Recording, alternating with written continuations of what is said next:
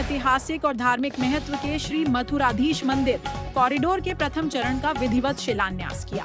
इस परियोजना के तहत कोटा विकास प्राधिकरण द्वारा 18 करोड़ 24 लाख रुपए की लागत से श्रद्धालुओं की सुविधाओं को ध्यान में रखते हुए विभिन्न विकास कार्य कराए जाएंगे।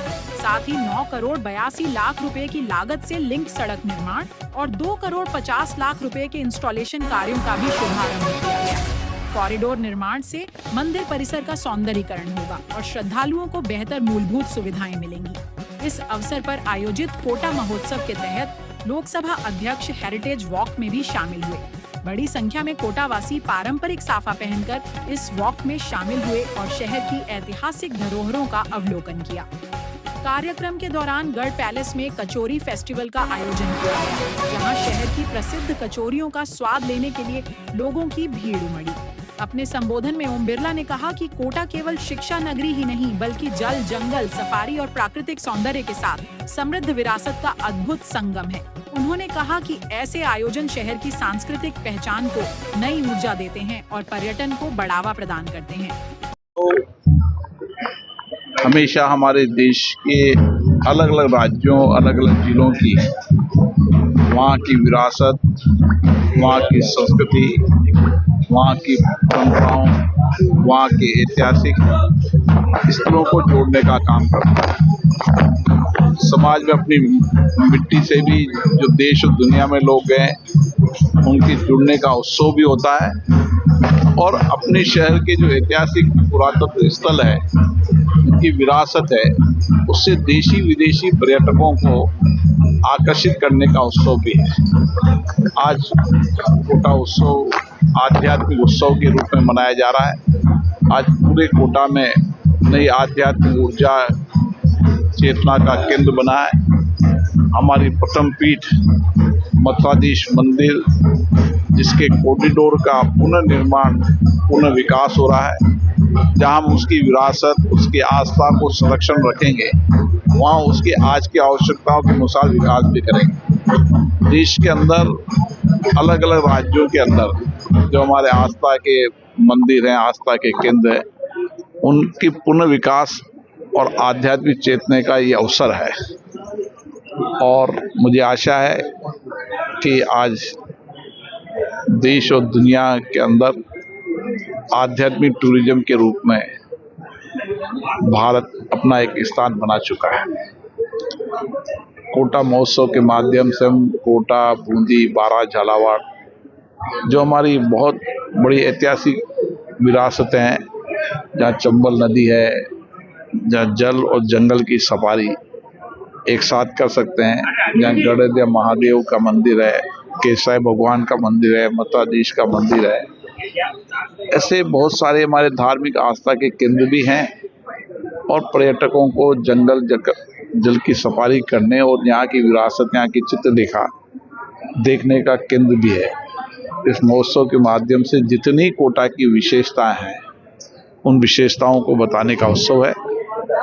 मैं देश और दुनिया के लोगों से आग्रह करूंगा कि कोटा आए, बूंदी आए, मेरे संसदीय क्षेत्र के अंदर जो विरासत, ऐतिहासिक स्थान, उसको देखें, ताकि जितने देशी विदेशी पर्यटक आएंगे उतने लोगों को रोजगार मिलेगा, व्यापार का विकास होगा। हम कोटा को जहां पर्यटन के साथ आने वाले समय में मेडिकल टूरिज्म के रूप में, मेडिकल शिक्षा के रूप में आज बड़ा हब कोटा है, यहाँ से पढ़ने वाला देश और दुनिया के अंदर नेतृत्व कर रहा है। आने वाले समय में एजुकेशन के साथ टेक्नोलॉजी, तकनीकी शिक्षा, आईटी का हब बनाने के प्रयास भी जारी हैं, जिसके बेहद परिणाम आएंगे। इंडस्ट्री सेक्टर के भी विकास की बहुत संभावना है, क्योंकि road connectivity, rail connectivity, air connectivity, पीने का पानी, बिजली, सब व्यवस्था यहाँ पर। मुझे आशा है कि आने वाले समय में सभी जनपद अपने अपने क्षेत्र के विकास और वहाँ की भौगोलिक स्थिति के अनुसार विकास की संभावनाओं पर काम कर रहे हैं। मेरा संसदीय क्षेत्र में भी इस दिशा की ओर काम कर रहा है। पुराने कोटा में पहली बार फसाड का काम होने जा रहा है। पुराना कोटा शहर जो हमारी विरासत है, जहाँ हम सब वहाँ से निकलें। जंगल सफारी से लेकर के उन सबकी सुविधाएं भी उठा पाएगा। इसलिए कोटा में अपार संभावनाएं हैं। दो यहाँ पर रिजर्व सेंचुरी है, रामगढ़ और ये मुखंदरा, और उसके साथ साथ जंगल सफारी है। और जब धार्मिक पर्यटन का बढ़ावा होगा तो रिवर फ्रंट और ये सब देख करके कोटा को पर्यटन की नगरी में के रूप में पहचान इसके माध्यम से मिलेगी। और आने वाले समय में यहाँ की कोटा की अर्थव्यवस्था निश्चित रूप से इसके माध्यम से आगे बढ़ेगी।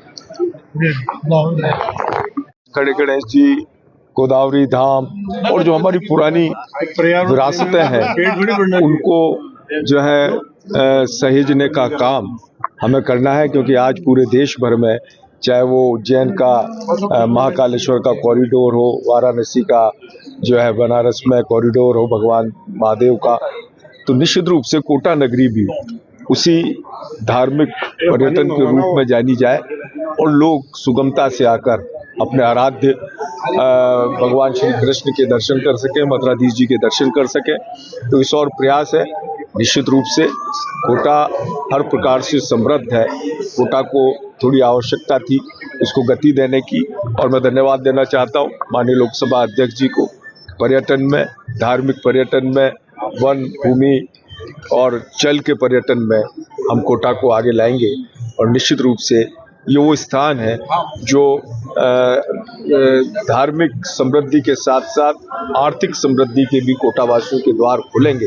तो निश्चित रूप से कोटा में थोड़ा कभी ऊपर नीचे होता है, परंतु हमारे मथुराधीश जी का इतना बड़ा आशीर्वाद कोटा के साथ है कि हमेशा हर विपदा, संकट और परेशानियों से कोटा निकला है।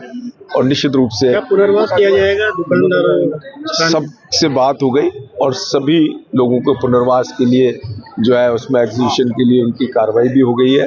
और जो चीज़ें भी उस मार्ग में आ रही हैं, सब लोगों की सहमति से। कोई भी सामने थी, मिलन बाबा कहना है कि जो अंदर भी काम होना चाहिए उसके बारे में। देखिए, अंदर के काम के लिए हमने जो वहाँ के महंत हैं उनसे चर्चा की है, और चूंकि वो अभी उपलब्ध नहीं थे, लेकिन उनके जो यहाँ न्याय अधिकारी और उनके मंत्री हैं सभी लोगों से बात हुई है।